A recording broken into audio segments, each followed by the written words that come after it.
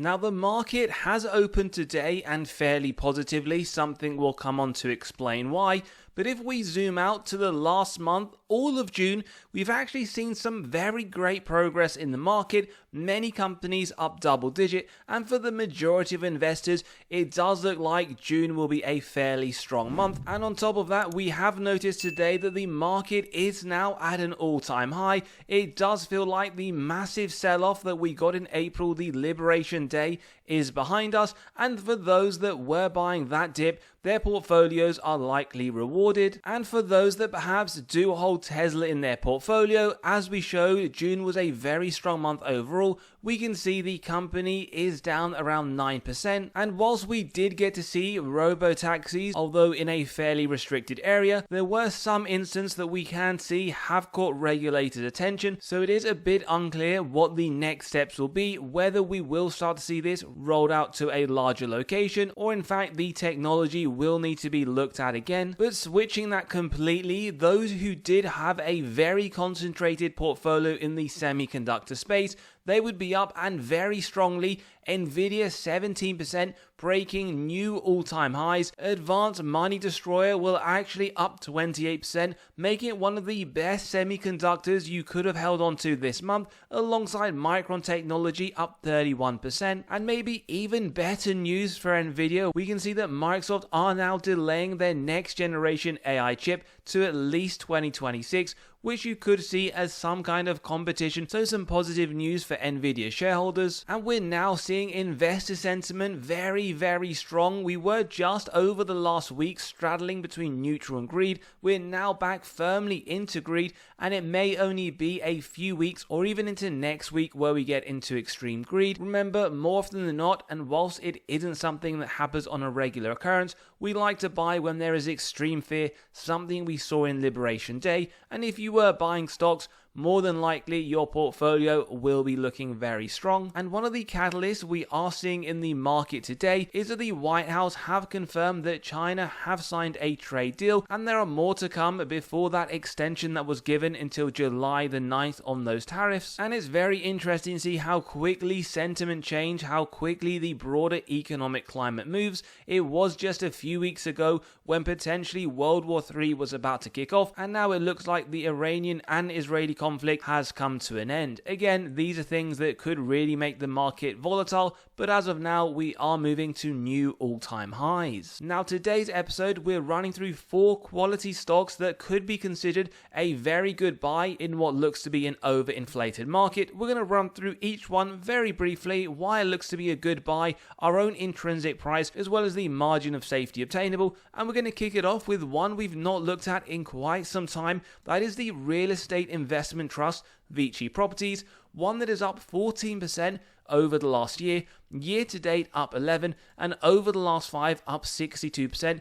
Maybe will surprise you, but this REIT, as we'll come on to show you, has outperformed the S&P and currently trades at the upper end of the 52-week range with a strong buy from Quant. Wall Street with their buy at 4.45, not far off the 4.5 to flip this into a strong buy too, and Seeking Alpha also deeming this a buy in the portfolio. Now, it's worth considering that REITs typically perform very well in an environment where we do see rate cuts. In fact, historically, when the Fed has finished tightening, something that was long gone by now, it is shown, however, on historical data that they do typically outperform. And whilst nothing is for certain, 2 more rate cuts are anticipated in 2025. Now, if we look at REITs from the P to AFFO as opposed to the PE, meaning the price to adjusted funds from operation, this does look like an undervaluation signal. 13.6 below the 5-year of 14.4, as well as not only getting a yield at 5.4%, very attractive,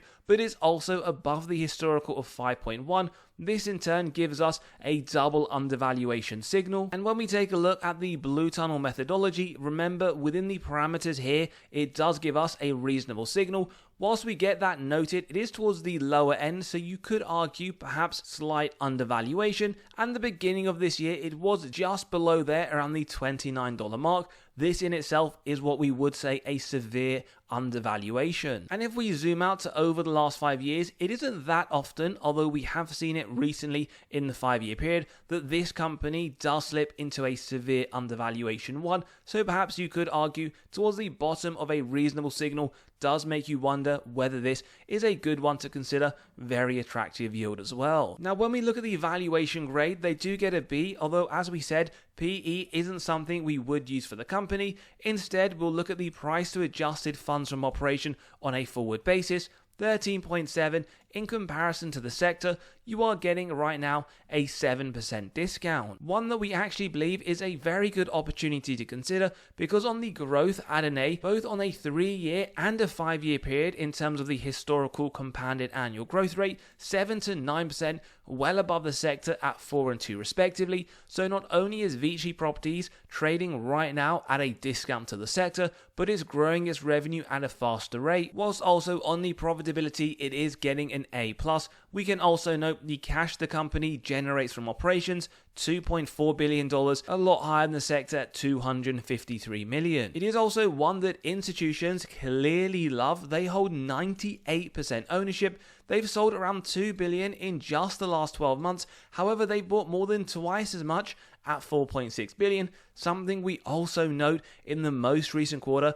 They bought nearly 4 times as much, 2 billion buys versus 591 million selling. And if you really wanted to go back to see the reversal of this trend, where they in fact sold more than they did buy, you can see here you have to go even further before 2022, highlighting just how much institutions clearly love this REIT. Now, maybe you believed this at the beginning, maybe you didn't when we said this one has outperformed the S&P. On a total return basis, over the last year is up 19%, S&P up 12. If we expand to the last 5 years, Vici Properties up 112, S&P up 104. So yes, historical performance is not an indicator of the future, but great to see Vici, like the other stocks we'll cover today, has outperformed the S&P. We'll also highlight the underlying metrics for each one of these 4 companies. Now, we'll cover the borderline safe dividend score, as this is ultimately something that you want to see at a safety level. In their most recent increase, it was September,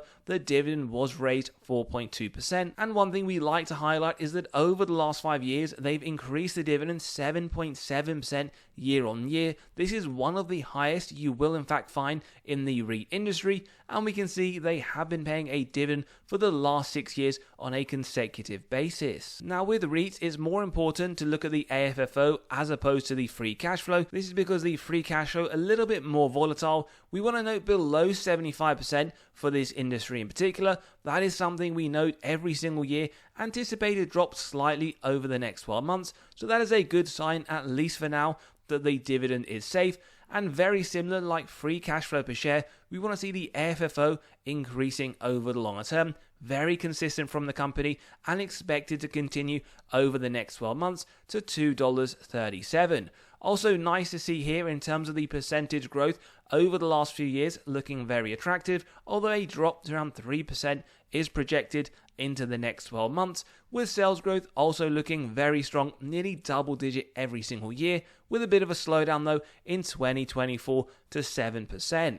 Now, it isn't just Vici Properties. Every single REIT, or we should say the majority, will dilute your position as a shareholder, something we can see. You just need to consider whether or not they're doing it at a faster rate than what you would like in your portfolio.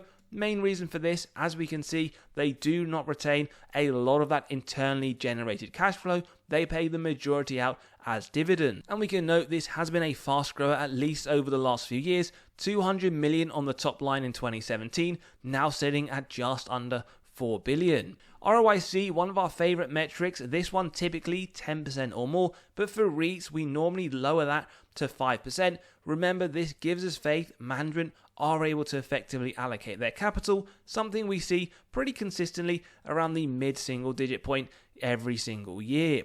Margins as well, looking fairly good, but the main point that we really want to bring to your attention is the net debt to EBITDA, and that is why we got the borderline safe score. Remember though, numbers that you see here are the number of years it would take the company to pay off all of their debt net of cash on hand, And whilst we do want to see below 3.5 for hotel REITs, what we would say as a general theme, we want to see around 5.5 at a maximum for REITs, something that we do note here for Vici properties. Now, the AFFO payout ratio for the dividend is around the 75% mark, so it isn't a red flag indicator yet. What we would say though is just to keep an eye on both the net debt to EBITDA, ensuring it doesn't go up to the 6 levels that we saw in 2022, and that the payout ratio continues, as we have seen, to be in the 75% point. Now, we did mention every single one of these we're going to put through our own intrinsic value calculation, where we get to over $38 today, purely the average of the 3 models that you see on screen.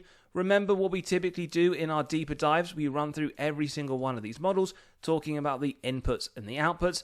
Today we're getting through 4, so let's get straight to it, where we do like to apply a margin of safety, 10%, execute on that if it meets our 3 golden criteria: wide moat, strong financial metrics, good forward-looking data. If you believe that in the episode, a buy at around $34, $35, then as we keep going till it's near the current trading price, we see around a 15% MOS for Vici properties today. Wall Street, they see this $36 into 2026, only 11% upside. Now give us your thoughts, maybe one to consider. We did in fact get nearly 2 strong buys, but overall analysts do like this company. You are getting a yield above 5%. Institutions clearly also like this. They continue to add ownership, sitting near the 98% point, and will also flag for those that want a 20% MOS, a buy at just under $31, around the 28-29 mark. 15% MOS, 11% upside. Give us your thoughts on stock number 1, Vici Properties. Buy, hold or sell. Now before we move on to the next one, we just want to let you know we have released our latest free weekly article. We draw one every single Monday morning to your inbox, where we cover severely undervalued stocks as well as what's gone in the market over the last few days. So click below, you can sign up and read straight away. We'll also be able to gain access to severely undervalued stocks this month. July's copy will be dropping soon, and we not only have a lot of information, but the upside that Wall Street themselves see over the next year. And on top of that, you can grab a copy of stocks that Wall Street themselves believe have the most upside in the S&P right now. So click below, you can sign up and read straight away. Now the next stock we're moving on to is MasterCard, a very high quality one, as we will come to show you. In fact, one of the best in the S&P overall. It's up 25% over the last year. Year to date up 5, over the last 10 up 488, and right now trades at the upper end of the 52-week range. We'll come on shortly to understand why it has dropped from its all-time highs around the $600 mark, but we just get one buy rating, that is from Wall Street at 4.21. Now the main reason that we did get the drop, not only on MasterCard but also Visa, was that there is talk that both Walmart and Amazon, amongst other retailers, are considering issuing their own stablecoins. Now what this ultimately means is that the companies themselves are going to save billions of dollars and potentially take away revenue from the likes of the network processors like Visa and MasterCard, but it does look to be quite overblown. While stablecoins have the potential to disrupt consumer payments by offering a blockchain-based dollar-linked alternative, especially in markets where traditional banking access is limited, both credit cards and debit cards remain dominant right now due to their wider acceptance, built-in incentives, and robust infrastructure for both security and dispute resolution. And while stablecoins may gain traction in specific niches or through integration with existing card networks, truly replacing cards like Visa, like MasterCard, will be a steep uphill battle. And this company does sit pretty much in line with its 5-year average, also the same to be seen on the dividend yield, both in fact not dissimilar from each other, highlighting here a reasonable valuation. Something that we also get when we take a look at the blue tunnel, and what's also fascinating, it's extremely rare over the last year to buy this in severe undervaluation, and that's also consistent when we zoom out to the last 5 years. In fact, there were only really 2 points where you could have bought this severely undervalued, towards the end of 2022 and the end of 2023. Perhaps it is something to do with the end of the year, and maybe we should watch out for the end of 2025. Now the valuation grade does get an F, no surprises given it is trading at a 214% premium to the overall sector. As we'll come on to show you, it is probably justified, and against their own 5-year, based on this data, it's trading at an 8% discount. Now the growth itself, both double digit year on year and forward looking around the 13% point, well above the sector which sits in the mid-single digit, and also they're growing faster, although slightly, than their own historicals. Earnings per share projected moving forwards 14%. That is above the sector at 10, but actually slower than the historical of 20. Now profitability looks strong at an A+. We're talking gross margin 100%, well above the sector at 60, in line with their 5-year. Bottom line 45, well above the sector of 22, and only slightly higher than their 5-year.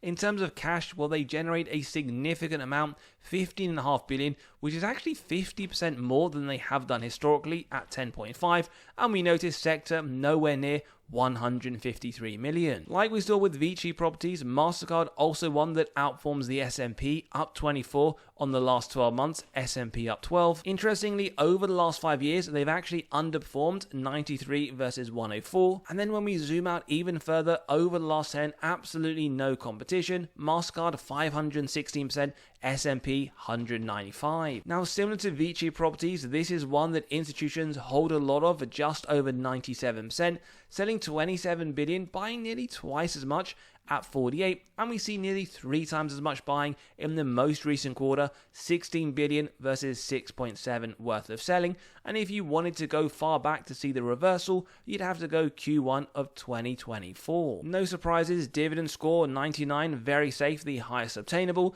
and as we'll come to show you, they continue to offer double-digit increases year on year at 15.2 in December 24. Now, some key metrics from the last recession, they actually maintained the dividend in the 07-09 Great Recession, didn't increase, didn't cut, plus 2% recession sales, well above the average. S&P at that point was negative 12.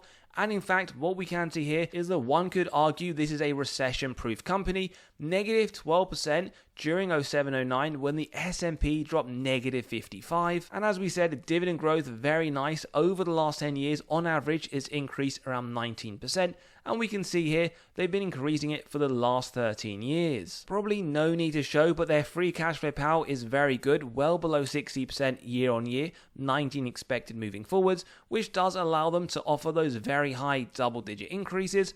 Free cash flow nearly as consistent as we would like, increasing and expected to continue over the next 12 months, with their sales growth showing us here nearly double-digit every single year, trailing 12-month coming in at 13%.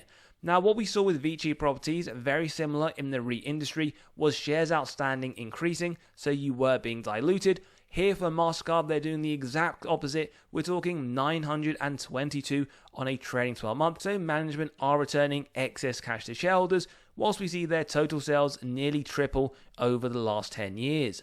ROIC, absolutely phenomenal double digit, 52% on a trailing 12 month, with their margins also showing us here efficiencies increasing over the longer term. That is ultimately a criteria for a high quality company. The same can be seen on what we would call this a typical free cash flow machine. Net debt to EBITDA, we can in fact see here looking very, very strong, well below 3, in fact below 1 every single year, 0.54 on a trailing 12 month, highlighting here a very strong balance sheet. Now, intrinsic value gets to $544. Now, given the current price isn't that far off, we would say it is around the fair price.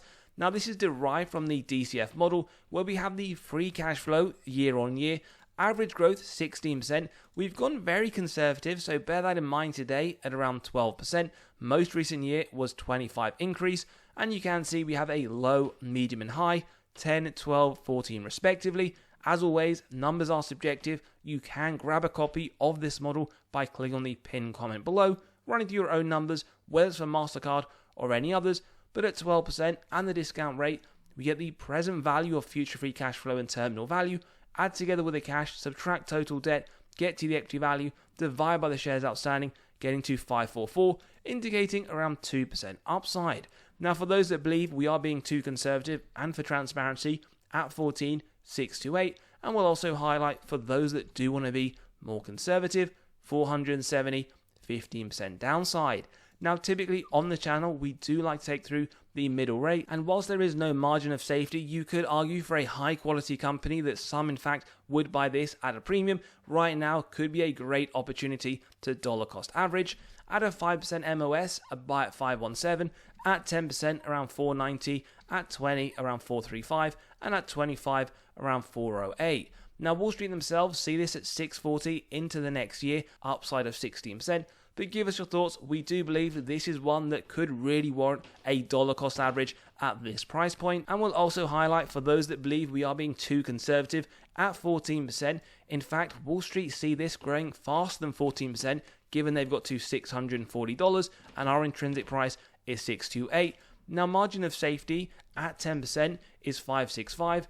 At 15, not quite there yet. So right now, if you see growth higher than the middle rate, we're talking around 14%, you are locking in at least a 10% margin of safety. Again, let us know your thoughts below. Now, the next stock that we've included today is Alphabet, one whilst we have covered on the channel extensively, so if you want a deeper dive, check out, but we do feel like it is warranted in its place in the video today. Down 5% over the last year, year to date down 8%, over the last 10 though, up 536%, trading in the midpoint towards the lower end in fact of the 52-week range, with a double buy from both Seeking Alpha and Wall Street, both of them in fact nearly 4.5 that would flip this into a strong buy. And there's a lot of bullish news for the company that has recently come out. For example, their other bets division, that is Waymo, as well as others, are looking to expand their robo-taxis into New York. And we also have some investors getting fairly bullish on the Waymo element of the company, where we have this article here justifying that Waymo itself is worth at least 45 billion. And remember, when we've done our deeper dives on Google, Barron's have their own calculation where they see the intrinsic price of Alphabet around the 240, 260 mark. And we also had a lot of bullish news that did come out of their latest conference as well, one of them being AI overviews, which will help especially the narrative that Google search is dying, something we are yet to see in the numbers. And actually it's worth highlighting that not only is their bottom line net income growing at a faster rate than both Microsoft and Apple, as we see Google 20%, Microsoft 13%, Apple 18%, but their bottom line has broken the $100 billion mark in 2024, and we can see on a trailing 12 month it is only anticipated to go higher and higher, making it the most profitable company out of the three. Now, forward PE does sit around 18.8, which is lower than the 5-year at 22, so an undervaluation signal, one that is also confirmed when we take a look at this model. But actually, so far today, this is the only company where it has for a considerable length of time been in severe undervaluation. Actually, in fact, from February this year, this company has continually sat in this point. And over the last 5 years, you could argue more often than not, Google is one of those that continues to be severely undervalued, maybe mispriced by the market. Now, over the last year, it's actually underperformed the S&P, -5, S&P up 12. Over the last 5 years, though, that does start to shift, up 151, S&P up 104. And over the last 10, up 538 with the S&P up 195. So a very strong outperformer. Now, institutions hold 40% ownership, where they sold 52 billion in the last year. They bought pretty much twice as much at 96 billion, again buying nearly twice as much in the most recent quarter. And if you did want to see the reverse of the trend, but to a larger degree, you would have to go Q2 2023. Now, their dividend safety score, although one company that's only recently introduced the dividend, does come to 80 safe, and they did increase it a few months ago at 5%, and their free cash flow is pretty low at 16% on a trailing 12 months, so we would anticipate and ideally like to see double-digit increases and consistently. Free cash flow looking very strong, similar to the likes of MasterCard that we highlighted, growing and expected to continue over the next 12 months, with sales growth showing every single year in the last 10, double digit bar 2023, and their total sales from a numerical standpoint has more than quadrupled over the last 10, and they've also been authorizing some large share buyback programs, hence why we can see over the last 10 years, and in particular in the most recent period, these shares outstanding dropping. ROIC also very good, we're talking 26% in 2024, increasing from the last 10-year period, with margins also showing us here efficiencies above 12% and increasing to 33%. Free cash flow pretty consistent year on year. Net debt to EBITDA as well, the best that you can see. 0 over the last 10 years, 0 expected over the next 12, highlighting it won't even take them one day to pay off all of their debt net of cash on hand. Now, their growth comes in at a B, where both year on year and forward looking double digit around 12 to 13, well above the sector in the low single digit, but they're growing their revenue at a slower rate than they have done historically, with earnings per share projected 15% growth, well above the sector 11 but below their historical of 18, and profitability A+, we're talking gross margin 59%, above the sector at 53, above their own 5-year of 56, and the same that we can see on the bottom line, 31%, well above the sector at 4 and above their own 5-year. Lots of efficiencies, something we always want to see from high quality companies, and the cash they generate from operations, 133 billion, well above their 5-year at 92, and the sector comes nowhere near in the millions. Now, our intrinsic value has stayed around this level for quite some time at $200, where we've used a growth rate of 10%. Now, most recent year was 5, previous was actually 16, and on average was 20, so you could argue maybe a little bit conservative, but we have 8, 10, and 12. Now at 8%, we'll just show you because it does give a good understanding of the company. Already baked into the numbers now, given the intrinsic price at 8% moving forwards and the market value are the same, is 8% growth to the future free cash flow. So as an investor, if you believe that is probably where it sits, then right now we're talking it's fairly priced. If you believe it's lower, company seems to be overvalued. If you believe it's higher, then undervalued. Now, taking through the 10%, so we can talk about a margin of safety. Right now, you are getting 10% up to 180, 15, not quite there yet. So at the 10% growth rate, 10 to 15% MOS, Wall Street themselves, $200 into the next year, 15% upside. Now, there may be some who actually don't believe that and say we should use a higher rate at 12%. Well, we'll also show you then at 10%, a buy at 206, at 20, 183, at 25, around that level. So if you see them growing their free cash flow 12% year on year, we're talking near 25% MOS and 15% upside in the shorter term, but let us know your thoughts. We then finally move on to Amazon, up 11% over the last year, pretty much flat year to date. Over the last 10, up 905, trading at the upper end of the 52-week range. We do see all-time highs at $243, with a double strong buy from Wall Street and Quant and a buy from Seeking Alpha, trading at a valuation of a forward P at 35. Now, one thing we're hearing a lot about this company is how they're using robotics, and the alarm bell that goes off in our head is when they are using things like robotics, which will cost a lot in terms of capital expenditures. What it will do in the longer term is really help on their margins, saving them a lot of costs that should really funnel down to the bottom line. And whilst in December last year they said their new robotic warehouses will heavily rely on human workers, we heard just a few weeks ago where the CEO said that artificial intelligence will actually lead to a smaller workforce, and this is really highlighting what we're talking about in terms of improving margins. And they're going even one step further, where they're reportedly training humanoid robots to deliver your packages directly to your house.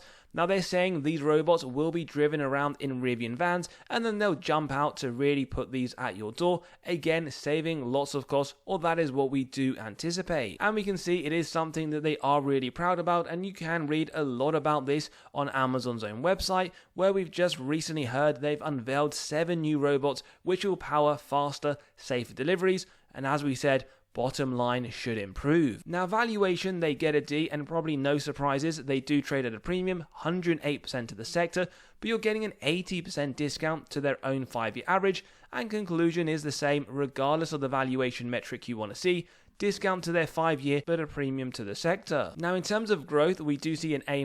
We do note here revenue year on year and forward looking at 10%, well above the sector in the low single digit, but actually they're growing slower than they have done on a historical basis, with EPS projected 17% growth, above the sector at 10, but well below their historical 30, and profitability, something we only expect to improve more and more as time goes on. Gross margin 49%, above the sector at 38, massive improvement to their 5-year at 44. Bottom line 10%, well above the sector at 4.5, but also another massive improvement to their historicals.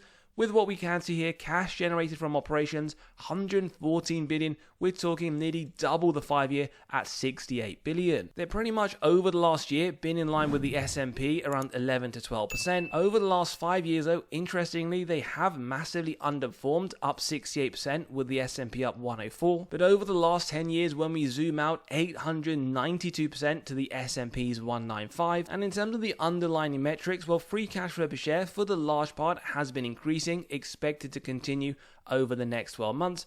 Very similar to what we saw for Google, 9 of the last 10 years have been double digit, 9% in fact in 2022, and their sales have grown nearly 6 times in the last 10 years. But unlike Google, where they have in fact been doing share buybacks, Amazon, as we can note, was very slowly have been diluting your position as a shareholder. ROIC, something that we would like to see improve and that we will naturally expect over the next few years, sitting at 12% in 2024, much improved from the lows of 2022 at 3%.